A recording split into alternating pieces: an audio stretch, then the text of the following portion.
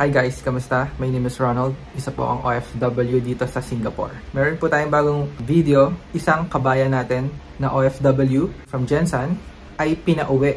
Marami ang nagsasabi na dahil daw maganda, kaya daw ito pinagselosan ng asawa ng employer niya.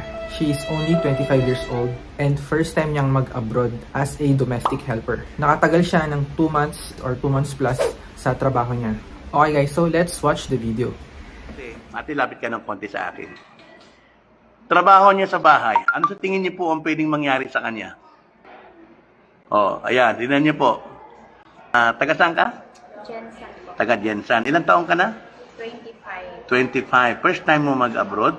First time. First time mo. Hindi ka ba natakot na ganyan ang itsura mo? Pupunta ka ng Saudi, magtrabaho ka sa bahay? Oh. Ilang buwan ka lang sa amo mo? 2 months and 18 days. 2 months and 18 days. Tapos pinauwi ka na ng amo mo. Lagi kang inaaway. Na sestelo siguro yung amo mo siguro sa iyo. Ano ang mga experiences mo doon? Buti wala pa nangyayari sa iyo. Pero meron ka na ba nararamdaman? Oo, yung kasi yung tatay lapit ng lapit, tapos pumupunta sa kusina, kahit lumalabas ako, sumusunod din naman. Tapos yung sabi niya, punta tayo magpalaro ng bata. Pagdating doon sa palaruan, yung mga bata, may bumabantay pala. Tapos ako, dinadala niya ako, sabi niya, balik ka, punta tayo doon. Ganon. Hindi pala ako magbabantay ng bata, sinasabay niya ako kung saan siya. Oh, nakita mo? Ate, tayo ka nga ate. Tayo ka nga ate, tayo ka. Nakita ninyo si ate. Oh, ayan oh. Nagkatrabaho sa bahay. Diyos ko. Nakatahong pansin po sa akin ito si ate. Ate, ako'y nagtatakot para sa iyo. So, ngayon, bukod doon, ano pa yung mga naranasan mo? Tapos yun, pag umuwi, kasi pinauwi ng Pinauwi na ng amo. Opo, ng babae. Oo, natatakot sa iyo, nagselos sigurado yun. Tapos sabi ng babae, balik ako ng agency. Pero sabi ng tatay, hindi daw ko payag. Uwi na ako ng Pinas. Kaya pinauwi ako ng Pinas. Hindi to kasi nagpapayag na ibigay ka sa iba. So, ngayon ate, itong gagawin natin, ha? Okay. So, ate, ha? Tama na yung pag-abroad mo ng Marami namang ibang trabaho. Huwag na sa bahay, ha?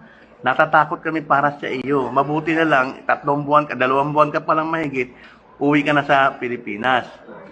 Okay? Kaya yan ang isa sa mga mahirap ang Yan nga po, ate, maawa ka sa sarili mo. Ayaw namin na isang araw maghihingi ka na ng tulong na ikaw ay minomolestya o ginagawa ng hindi maganda ng amo mo. Natatakot kami para sa iyo. Tama lang na nakauwi ka na sa Pilipinas at first time. Maraming trabaho na pwede mong gawin para ikaw ay maka-abroad uli. Pero never na. Ano bang tinapos mo, Iha? Senior high school. Senior high school ka. Huwag ka mag-alala. Kahit senior high school ka, sigurado ka naman may talent ka naman, may skill ka naman, di ba? So, ganyan. Oy, grabe naman si ate, bawal mag-diet yung maganda, ha, kami ng pangit. Huwag naman ganun ate. Kaya lang, sinasabi ko lang sa inyo kasi itong mga ganitong mga itsura, pagkatrabahuhin mo sa bahay, Diyos ko nakakatakot.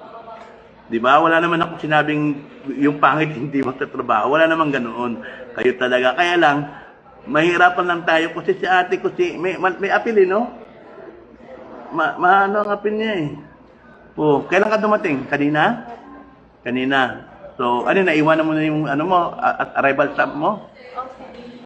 Pinakuha na. Papanin ng So, ayan lang. So, ayan po. So, sa mga kababayan ko, ayan, 700 na yung nanonood sa live sa iyo. Ang mahalaga dito guys is wala namang masamang nangyari sa OFW or sa kabayan natin na taga Jensan. Yung iba kasing mga nagtatrabaho sa Middle East, it's either may masamang nangyari, pwedeng physical or sexual abuse.